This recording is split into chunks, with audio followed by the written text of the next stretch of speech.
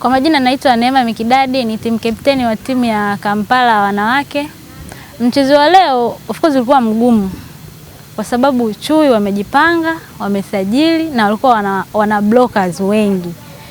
Kwa sisi kwetu ilikuwa inatupa changamoto kuzipita zile blockers. Kwa maana mchezo ulikuwa mgumu sana kwetu.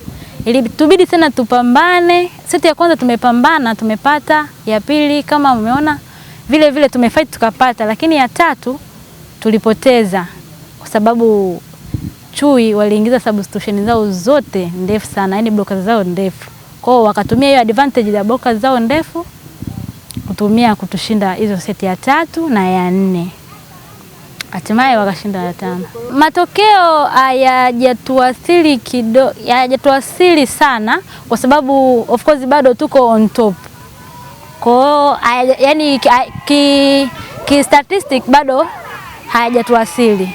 Tunategemea tutafanya vizuri phase 2 kwa sababu hii ndio game yetu ya mwisho. Kwa matokeo ya leo yanatufanya sisi turudi tena training.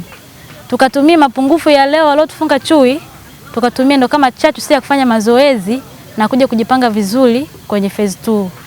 Wajitokeze kwa wingi, mashabiki, watu wanaopenda kucheza, wanakaribishwa kujoin. Michezo ni furaha, afya na ajira pia. Kwa hiyo wanakaribishwa kujitokeza uwanjani.